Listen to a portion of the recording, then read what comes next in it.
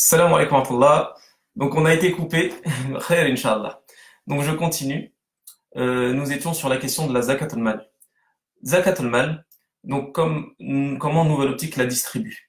Donc nous distribuons la zakat al-mal à des personnes qui remplissent les conditions qui sont énumérées dans le Coran, à savoir les indigents, les nécessiteux, les voyageurs, etc.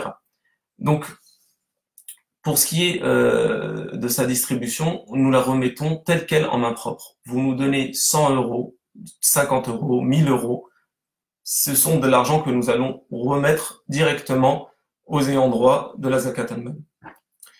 Et parmi ces ayants droit, il y a les orphelins, les veuves, les personnes qui rencontrent des difficultés par rapport à quelconque besoin et qui remplissent tout simplement ces conditions. Et on les distribue dans tous nos pays d'intervention. On distribue aussi de la zakat al-mal aux Rohingyas.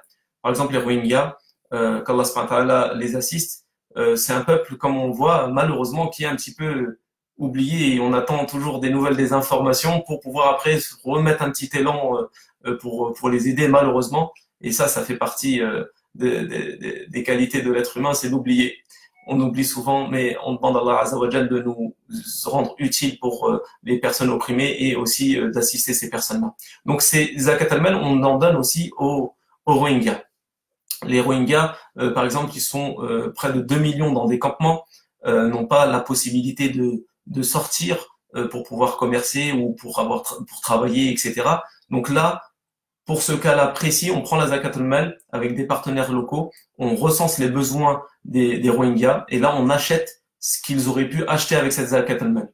Mais sinon, en temps normal, on donne directement l'argent dans la main du pauvre ou de l'indigent, car c'est un milk, ça lui appartient, c'est lui qui fait ce qu'il veut avec son argent.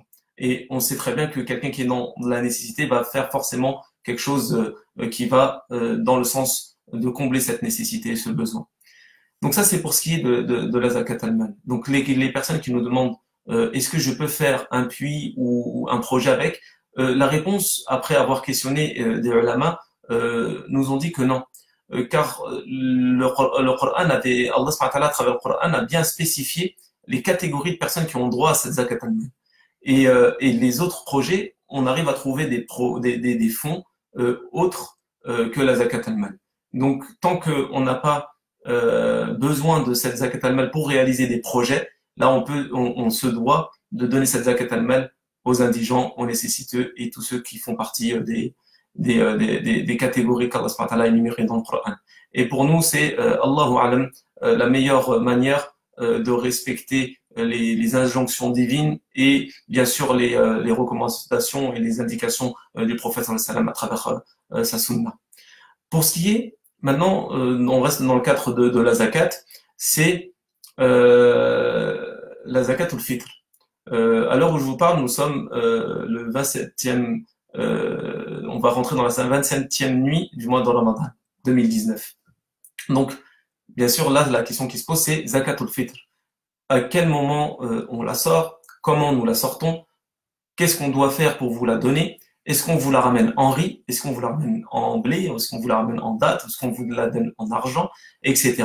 Donc moi je ne suis pas là pour donner un cours de fiqh pour ce qui concerne ces recommandations ou ce qu'il faut faire, surtout que je ne suis pas la personne adéquate pour cela, et c'est surtout pour dire qu'est-ce que Nouvelle Optique fait et propose pour la zakat al-fitr.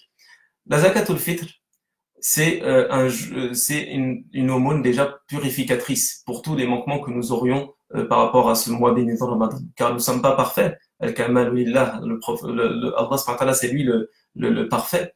Et nous, on a forcément des manquements. On a souvent peut-être eu des petites mauvaises paroles, des mauvaises pratiques, des petites disputes, etc. Et donc, j'en profite pour que on demande à Allah Azza wa Jalla de nous pardonner nos manquements et de nous permettre de parfaire nos comportements. Donc cette zakat al-fitr, elle est faite pour expier nos erreurs.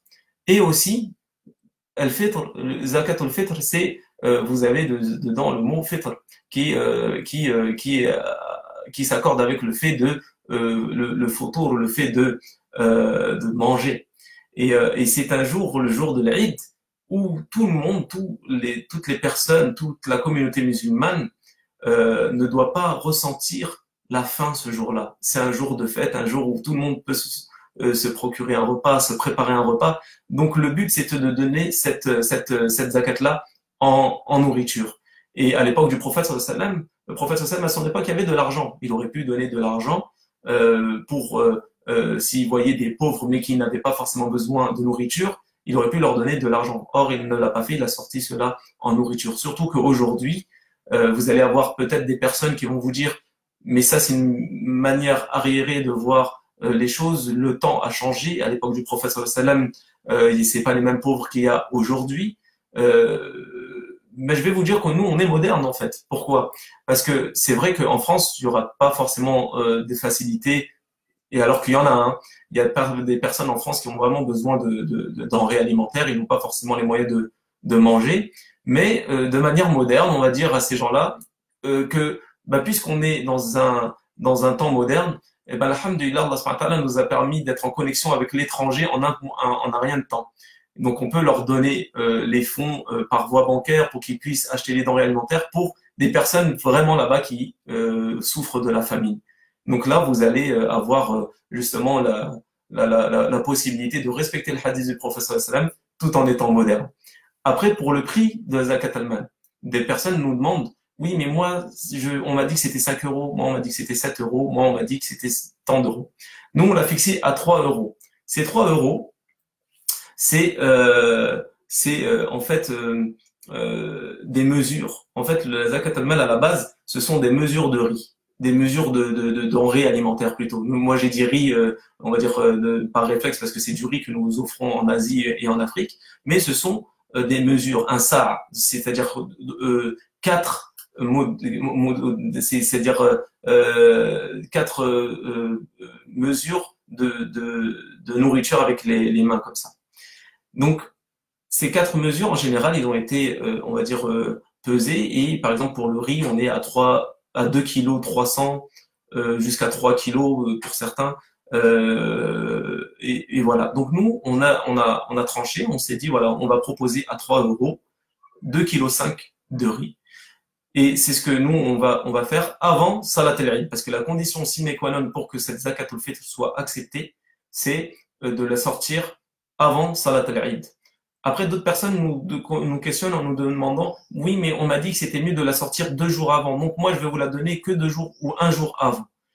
Il faut savoir que déjà, là, vous ne faites que nous confier votre argent. Vous nous confiez votre zakat al-fitr pour qu'on puisse la sortir justement 1 jour avant.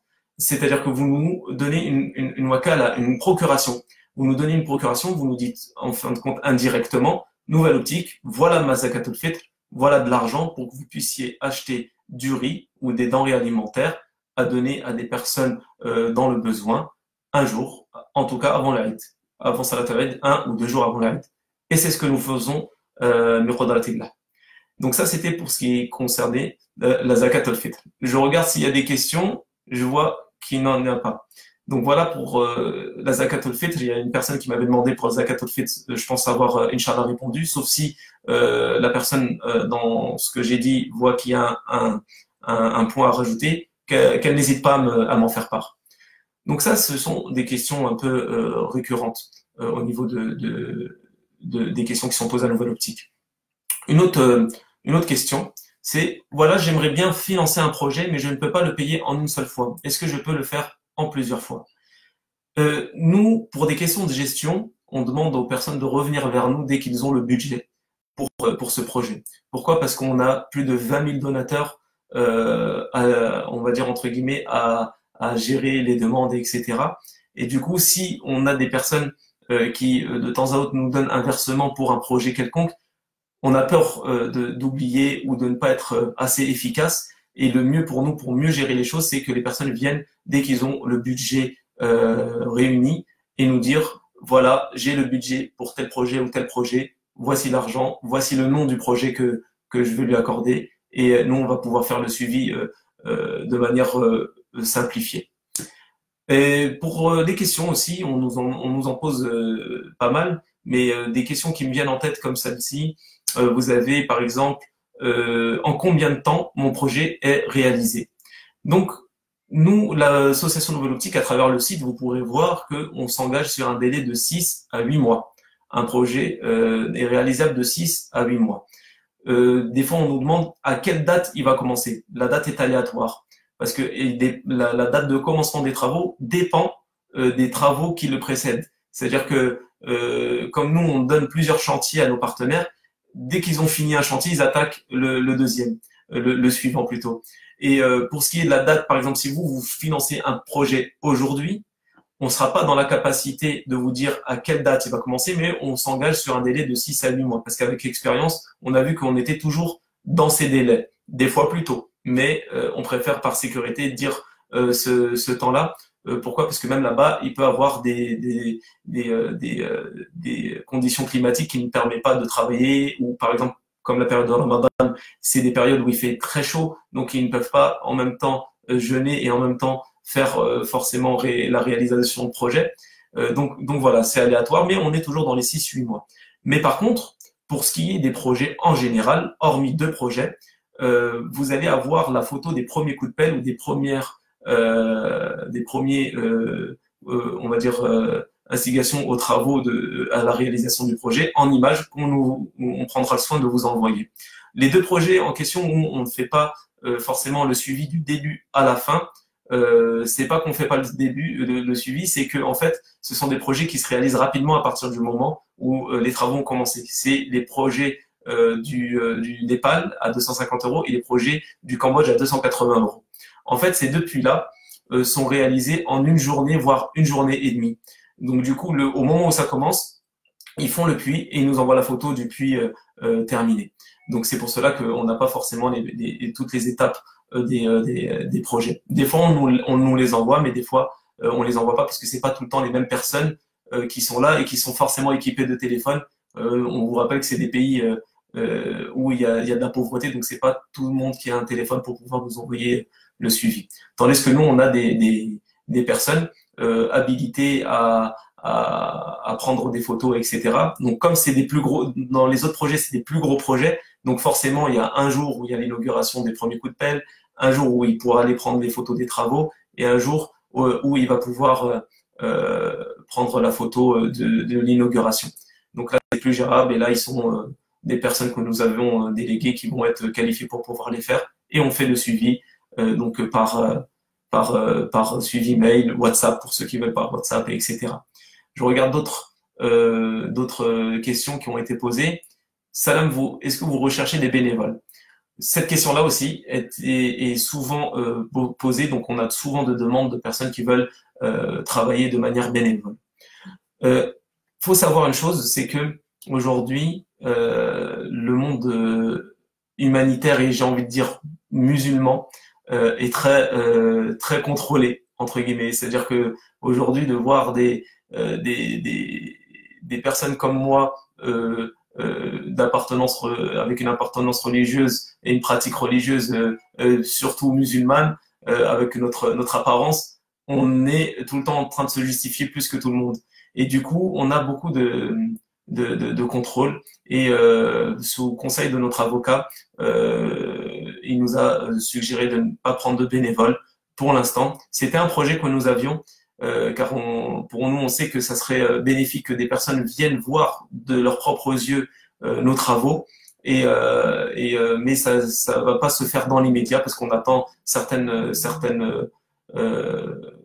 on va essayer de remplir certaines tâches administratives pour pouvoir, Inch'Allah, ne pas être embêté dans le cas où on amène des bénévoles. Mais en plus de cela, il faut savoir une chose, c'est qu'aujourd'hui, un bénévole qui veut, parce qu'aujourd'hui, on entend par bénévole le fait que la personne veut venir avec nous sur le terrain. Déjà, le travail de Nouvelle Optique sur le terrain, qu'est-ce que c'est? Le travail de Nouvelle Optique sur le terrain, c'est surtout le fait de superviser les projets. Donc nous, quand on arrive là-bas sur place, on va visiter des projets qui ont été terminés, inaugurés, donc pour montrer aux donateurs que nous sommes partis s'enquérir du bon fonctionnement du projet, etc. On va sur des terrains où il y a les premiers coups de pelle d'un projet pour montrer dans la symbolique que nous étions là pour les premiers coups de pelle. Donc en fait, on a surtout un travail de montrer une présence. C'est surtout ça notre travail. Nous ne faisons en aucun cas les puits nous-mêmes. Nous ne construisons pas les mosquées, nous ne construisons pas les écoles, nous ne distribuons même pas les denrées alimentaires. Pourquoi? Parce que quand vous faites une action, quand vous financez un projet, sachez que vous avez l'effet de donner un projet à un village, mais aussi à créer de l'emploi. C'est-à-dire que nous, le principe, c'est que d'être utile toutes les échelles de la réalisation de ce projet. Donc, quand vous financez un projet, vous allez, alhamdoulilah, contribuer au soulagement de tout un village, mais aussi vous allez créer de l'emploi. L'emploi, c'est-à-dire que même les personnes, par exemple au Bangladesh, quand on est dans les camps Rohingyas, qui distribuaient les sacs, c'était des frères du Bangladesh qui n'ont pas de travaux, qui n'ont pas de travail. Et donc, du coup, ils se sont retrouvés avec un emploi, certes, précaire au niveau de la durée, mais au moins c'est quelque chose qui va lui permettre de pouvoir rentrer chez lui et nourrir sa famille. Donc vous avez dans vos dons un effet plus élevé et plus intense que vous le pensez. C'est pour ça que, en fait, pour moi, un bénévole, c'est qu'un titre en fin de compte, parce que la personne la plus efficace dans l'association Nouvelle Optique, nous, on a un rôle de relais. Donc, nous, on relaie ce qu'on nous donne. Mais si vous, demain, vous nous donnez plus de dons, qu'est-ce qu'on va relayer? Donc, en fin de compte, vous avez, vous, un rôle très, très important dans le fait que vous allez faire vivre ces villages, vous allez faire en sorte à ce que ces personnes-là puissent changer leur vie. Nous, on est là pour relayer les dons que vous nous faites. Donc, certes, je vais pas me flageller en disant que je ne fais rien, non. On fait des choses, un système de relais, mais c'est sûr que sans vous, on n'aurait pas forcément pu faire tous ces projets-là aujourd'hui présents. Donc, ce n'est pas une manière de vous dire donner de l'argent et on veut rien d'autre. Non, ce n'est pas ce que je veux faire passer comme message, mais je veux vous faire comprendre qu'aujourd'hui, le nerf entre guillemets d'humanitaire, c'est les fonds.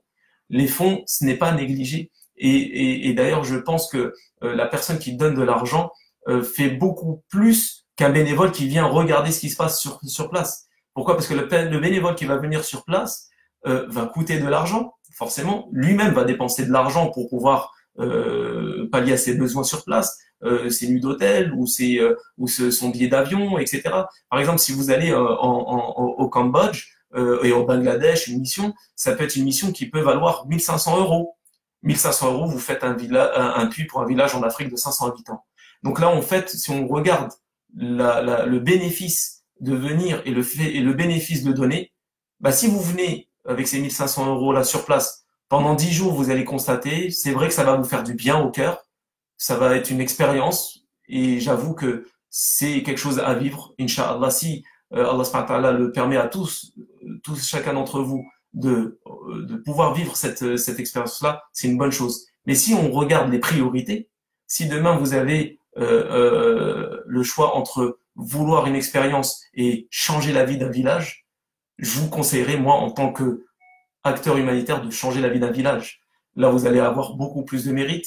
Ça ne sera pas qu'une expérience personnelle, ça sera pour la société, une action qui a son poids, et surtout, Allah subhanahu wa ta'ala, là vous avez une action avec laquelle vous allez pouvoir vous présenter devant Allah subhanahu wa ta'ala et à travers laquelle vous pourrez peut-être rentrer au paradis. Donc ça, c'est pour ce qui est des bénévoles. Je regarde d'autres questions. Est-ce qu'il y a un suivi du projet après la réalisation? Oui, ça c'est une question qu'on nous pose souvent.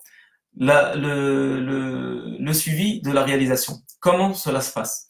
En fait, quand vous avez énuméré le nombre important de projets que nous avions, comme les 5000 puits, les mosquées, les écoles, etc., on ne peut pas être tout le temps sur place. Donc, ce qu'on a fait, c'est qu'on délègue cela au chef de village, le chef du village ou le chef de famille, qui on lui donne de quoi nous contacter s'il y a une maintenance, pour ce qui est de la fonctionnalité du projet, pour ce qui est des puits, entre autres. Et pour ce qui est des écoles et des mosquées, là, ce sont nos partenaires. Donc, nous travaillons avec des personnes qui sont dans la société, des personnes qui ont étudié, qui ont un certain niveau et qui même forment, par exemple, des imams, d'autres forment des professeurs. Donc, du coup, ils procèdent au recrutement pour les écoles et les mosquées. Et là, ils mettent des personnes vraiment de confiance et qui ont des compétences dans ces différentes infrastructures. En tous les cas, pour ce qui est des projets, il y a un responsable sur place de la structure qui a en sa possession de quoi nous contacter s'il y a un besoin, et ça nous permet, Inch'Allah, de répondre à leurs besoins si ils font appel à nous. À ce jour, alhamdulillah, bi qudratillah, nous n'avons pas eu de soucis. Tous les bénéficiaires sont satisfaits, les projets sont toujours en service, et donc on n'a pas été appelé, ça s'est pas encore présenté à nous, mais dans le cas où ça devrait se présenter, voilà comment on fonctionne pour ce qui est du suivi du projet. Pour la durée de vie d'un projet, on nous pose aussi ces questions-là.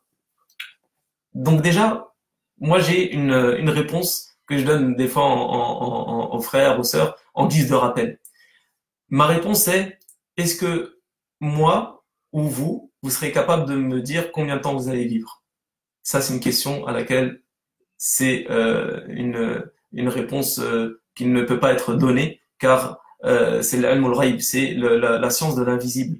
C'est-à-dire qu'on ne l'a pas pour nous-mêmes. Alors pour un projet, encore moins. Quand bien même il y a eu des statistiques en disant voilà, tel projet peut durer 30 ans, tel projet peut durer 20 ans, tel projet peut durer 50 ans, etc. Mais ça reste que des statistiques.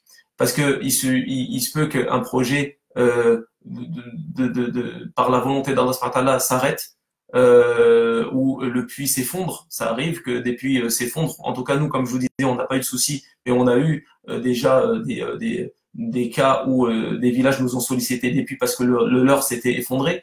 Vous avez des cas où on a réparé des pompes parce qu'elles étaient cassées, ou le tuyau était bouché, etc. Donc, c'est pour vous dire que la durée de vie d'un projet, c'est très aléatoire. Et de donner des chiffres, ça serait, entre guillemets, vendeur. Ça serait de dire, voilà, Nouvelle Optique, eux, ils font des projets à 40 ans, vous pouvez financer un puits pour 50 ans. Non, moi, je ne suis pas dans cette démarche-là. On reste terre à terre. On préfère vous dire, voilà, nous, on réalise les projets avec des matériaux de qualité pour que, justement, c'est les causes pour que ça dure dans le temps. Maintenant, de vous donner une date ou un nombre d'années, ça serait compliqué. Pourquoi? Parce que nous, on a envie d'être sur nos engagements. Nos engagements, c'est oui, on vous réalise un projet. Oui, on vous envoie un suivi en images. Oui, on réalise un projet pour qu'il dure dans le temps avec des bons matériaux. Et pour ce qui est de la durée, là, on peut pas s'engager parce qu'après, si on vous dit ça dure 30 ans et qadarallah, au bout de 5 ans, il y a eu un souci, là, on va nous dire, mais Nouvelle Optique, vous nous avez dit que ça faisait 30 ans qu'un puits pouvait durer 30 ans. Et là, on se retrouve en porte-à-faux avec sur quoi on s'est engagé. Donc nous, on sait que le musulman, le musulman est sur ses engagements. Donc on prend bien soin d'être sur nos engagements. Je regarde s'il y a d'autres questions. Je voulais juste vous dire que j'ai lancé plusieurs cagnottes sur ma page et compte Instagram, comme l'année dernière. Et pour l'instant, nous avons réalisé le financement de 7 puits via votre association. Une cagnotte sera lancée pour un autre puits dans quelques minutes, Inch'Allah. Donc là, c'est une sœur qui a une page Facebook. Donc c'était la page guérison de l'âme et du cœur. Qu'Allah subhanahu wa ta'ala récompense cette sœur. Ça fait des années, ça fait beaucoup de temps qu'elle nous soutient. Elle a réalisé plusieurs projets. Donc je vous ai lu le message, vous avez pu lire, entendre le contenu ou le lire d'ailleurs qui était sous la vidéo. Et on demande à Allah Azza wa Jal de la récompenser. Voilà, par exemple ça, c'est un cas de bénévolat. Pour moi, cette personne, cette sœur, qu'Allah subhanahu wa ta'ala l'élève en degré, a fait du bénévolat efficace. Pourquoi? Parce qu'elle a mobilisé son réseau, elle a mobilisé les gens autour d'elle, elle a créé une cagnotte, elle a partagé ce lien, elle a financé 7 puits. 7 puits, si c'est des villages de 500 habitants, ça fait 3500 habitants qui s'abreuvent d'une eau potable, et ce, par la cause de cette sœur. Donc ça, c'est pour vous montrer l'importance aujourd'hui qu'on a des réseaux. chacun peut faire jouer ses réseaux, sa famille. Il y a des personnes qui financent des projets en famille. Il y a des personnes qui financent des projets entre amis. Donc, alhamdulillah, il y a vraiment de quoi faire beaucoup de khayr, beaucoup de bien en faisant quelques clics. Donc ça, c'est pour une petite parenthèse pour ce que la sœur vient de nous envoyer comme message. Qu'Allah subhanahu wa ta'ala récompense tous ceux qui sont à l'initiative de collecte, qui récompense tous ceux qui ont financé des projets. Vous êtes nombreux à nous soutenir et on demande à Allah Azza wa Jal de nous accorder la sincérité et la réussite dans nos travaux et de vous élever en degré pour votre soutien. Vous n'imaginez même pas tous les villageois que vous ne connaissez pas à travers le monde, les villageois, les familles, qui lèvent les mains au ciel, qui lèvent les mains vers Allah subhanahu wa ta'ala et font des invocations pour vous. Ils font des invocations pour vous, ils demandent la baraka dans vos biens, la baraka dans vos familles, l'affermissement dans votre religion. Vous vous rendez même pas compte, subhanallah, que des gens que vous n'avez jamais vus, qui ne connaissent pas votre prénom, vous ne connaissez pas le leur, ils invoquent Allah subhanahu wa ta'ala pour vous. Et rien que pour cela, vous savez que c'est une récompense énorme. Pourquoi? Parce qu'une personne qui invoque Allah subhanahu wa ta'ala pour une autre personne en son absence, les anges disent Amin à cette dua. Et la dua des anges, elle est acceptée d'Allah subhanahu wa ta'ala. Donc vous voyez que votre sadaqa, vos aumônes ont vraiment un impact énorme que vous n'imaginez même pas. Donc voilà pour ce qui est un petit peu de Nouvelle Optique, comment ça a commencé, quelques réponses à certaines questions. Et je ne manquerai pas de faire d'autres interventions comme celle-ci. Là, ça va faire presque 1 heure que j'ai pris de votre temps et je ne vais pas abuser. Donc on demande à Allah Azza wa Jal de nous pardonner pour nos manquements en ce mois béni de Ramadan, de nous permettre d'accéder à la Laylatul Qadr et d'invoquer Allah subhanahu wa ta'ala, de nous permettre de l'invoquer, de nous permettre de lire le Coran, de prier et aussi de faire des aumônes. Et pour cela, vous pouvez aller sur le site nouvelleoptique.fr. Jazakumullahu khaira. Assalamu alaikum wa rahmatullahi wa barakatuh. À très bientôt pour un prochain live.